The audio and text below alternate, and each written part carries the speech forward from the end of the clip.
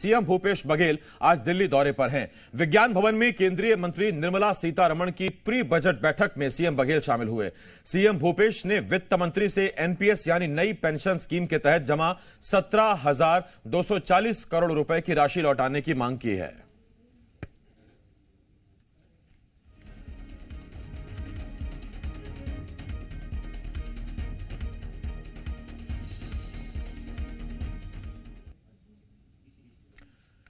तो ये बड़ी खबर इस वक्त हम आपको बता रहे थे। उधर मुख्यमंत्री भूपेश बघेल के केंद्र सरकार से 17,240 करोड़ रुपए की राशि की मांग करने के मुद्दे पर सियासत तेज हो गई है। छत्तीसगढ़ बीजेपी ने सीएम से सवाल पूछा है कि जब राज्य सरकार ने पुरानी पेंशन बहाली की घोषणा की थी तब सरकार ने अपना बजट देखा होगा, लेकिन अब सरकार अपनी जिम्मेदारी से क्यों बच रही है।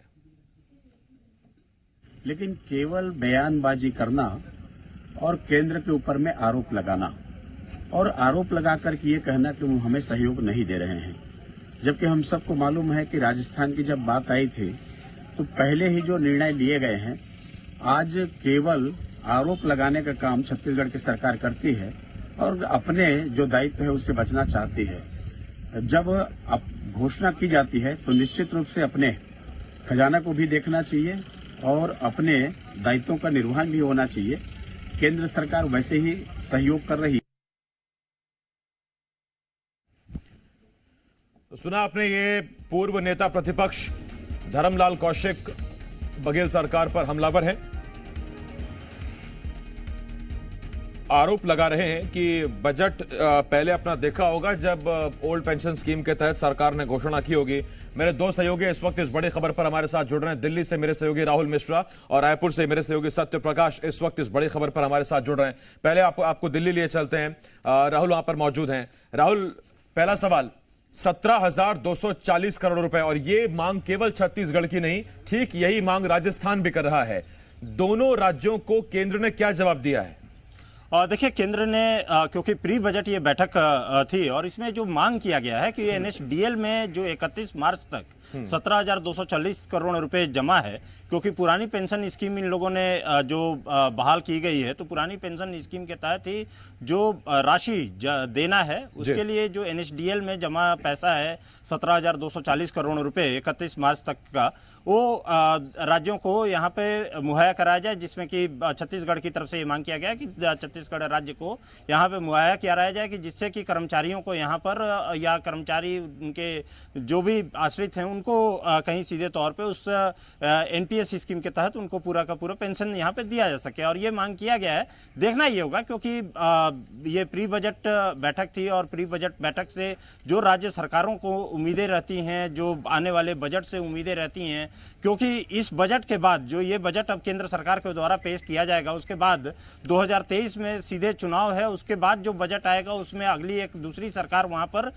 देखने को मिलेगी। तो यहाँ पर मांग यहाँ जरूर की गई है। देखना ये होगा कि केंद्र सरकार की तरफ से क्या यहाँ पर देखने को मिलता है, केंद्र सरकार इस पे किस तरीके से अमल यहाँ पर करती है, या केंद्र सरकार के द्वारा क्या यहाँ पर उसके ऊपर कदम उठाया जाता है। उसके अलावा कई चीजें की गई है, जैसे जीएसटी की भी भरपाई की मांग यहाँ पे की गई है, कोयला आवंटन की भी जो बात यहाँ पर की गई। तो इसमें कई चीजें हैं जो कि सीधे तौर पे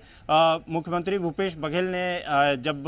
प्री बजट मीटिंग में यहाँ पर शामिल हुए थे, तमाम जो वित्त मंत्री हैं, तमाम वित्त मंत्री और कई राज्यों के यहाँ पे मुख्यमंत्री भी उसमें शामिल हुए थे, उसमें ही उन्होंने इस एनपीएस स्कीम के बारे में यहाँ पर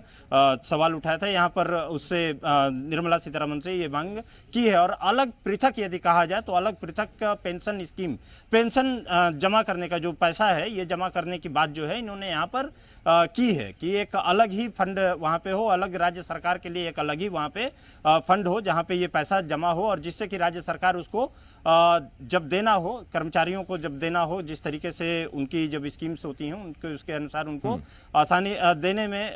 जो ये राशि है देने में कहीं भी किसी तरीके से सहूलियत रहे। और यही कारण है कि उन्होंने मांग की है कि 31 मार्च तक जो एनएसडीएल में जो जमा है 17,240 करोड़ रुपए, वो कहीं सीधे तौर पर राज्य सरकार को मुहैया कराया जाए। ठीक। और वित्त मंत्री कह रहे हैं कि ऐसा कोई नियम नहीं है और अगर पैसा देना है तो सीधा उनको दिया जाएगा जिनसे पैसा लिया गया, यानी कि कर्मचारी, ना कि सरकार को देने का नियम है, और उसी पर अब बीजेपी हमलावर हो गई है। सत्या मेरे सहयोगी रायपुर से इस वक्त इस बड़ी खबर पर हमारे साथ है। पूर्व नेता प्रतिपक्ष हमला बोल चुके हैं।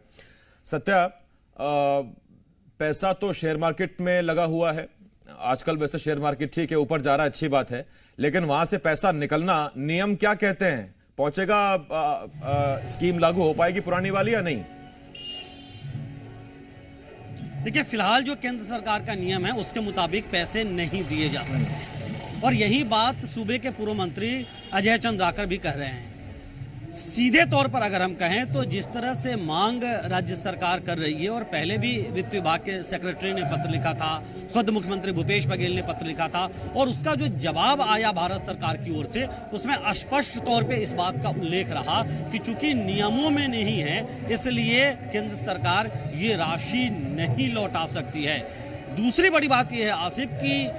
उन्हीं राज्यों ने फैसला पुरानी पेंशन स्कीम बहाली का लिया है जो गैर बीजेपी शासित राज्य हैं। ऐसे में तब जबकि गैर बीजेपी शासित राज्य पैसे मांग रहे हैं, जो पैसे कर्मचारियों के ही जमा हुए हैं एनपीएस में, उसको केंद्र सरकार लौटाए आने वाले निकट भविष्य में, ये भी बड़ा मुश्किल लगता है, क्योंकि केंद्र सरकार को उसके लिए अमेंडमेंट करना होगा, नया संशोधन लाना होगा, और उसके बाद नई कानून बनानी होगी, और फिर राशि लौटाने का प्रावधान करना होगा। और बड़ा पेच ये भी फंस सकता है कि तब जबकि आने वाले वक्त में अगर इन राज्यों की मांग पे केंद्र सरकार कोई संशोधन करता भी है, नया नियम बनाता भी है, तो फिर तमाम राज्य चाहेंगे कि क्यों ना हम पुराने पेंशन स्कीम को ही लागू करें, नए पेंशन स्कीम को क्यों लागू करें, क्योंकि तमाम जो कर्मचारी संगठन है अलग अलग राज्यों में वो पुराने पेंशन स्कीम को ही लागू करवाना चाहती है। दूसरी तरफ अगर हम देखें तो एक और बड़ी बात यह भी है कि 17,240 करोड़ एक